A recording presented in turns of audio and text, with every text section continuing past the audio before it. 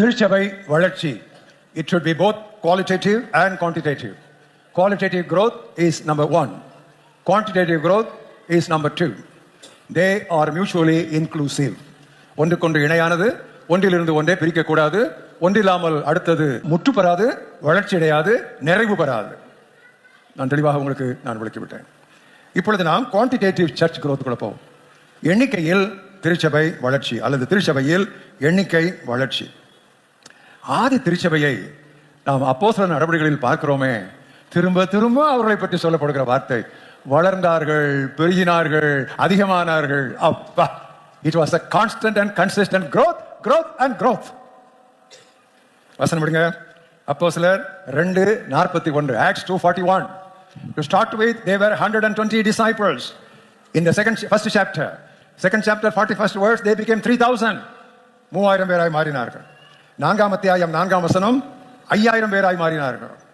120 to 3,000, 3,000 to 5,000. லூக்கா சரித்திர ஆசிரியர் கணக்கு பண்ணிக்கொண்டே இருந்தவர், இனி கணக்கு பண்ணினால் சரி வராது என்று கணக்கை விட்டு 5ஆம் அத்தியாயம் 14ஆம் வசனத்திலே திரளான மக்கள் என்று பொதுவாக சொல்லிவிட்டார். மல்டிடியூட்ஸ், இப்ப நம்பர்லாம் விட்டாரு, இப்ப மல்டிடியூட்ஸ், திரளானோர் என்று சொல்லிவிட்டார்.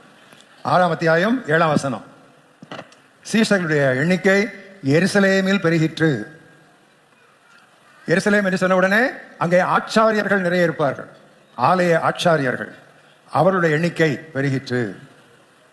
9:31, எருசலேமை விட்டு இப்ப அவர் யூதேயா, கலிலேயா, சமாரியாவுக்கு வந்துட்டாரு. சபைகள் பெருகின. இதுவரைக்கும் நம்பர் ஆட்களை சொல்லிட்டு இருந்தாரு, இப்போ சபையினரை சொல்லிக் கொண்டிருந்தவர் இப்பொழுது சபைகள் என்று சொல்ல, சபைகள் பெருகின. 11ஆம் அத்தியாயம் 24ஆம் வசனம், பர்னபாஸ் ஒரு நல்ல மனிதனாயிருந்தான், அதனால் அநேகர் கர்த்தரிடம் சேர்க்கப்பட்டார்கள். ஒரு நல்ல மனுஷனால திருச்சபை வளர்ந்து பார்த்தீங்களா?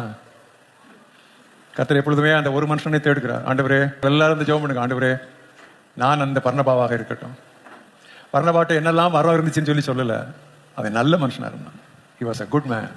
He was a great man சொல்லல, he was a gifted man சொல்லல, he was a genius னு சொல்லல, but he was a good man. ஒரு மனுஷன் நல்லவனா இருந்ததுனால அநேகர் கர்த்தரிடம் திரும்பினார்கள். புரியுதா உங்களுக்கு? வேற என்ன காரணம் பைபிள்ல சொல்லலையே.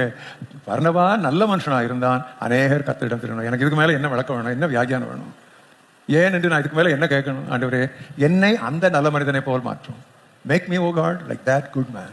So many people may be added to your church. சரி, இப்படி ஏன் மட வளர்ந்துட்டே வந்தாங்க? What was the secret? எழுதிக்கங்க. Each one reached one. ஒவ்வொருவரும் இன்னொருவரை சந்தித்தார்கள்.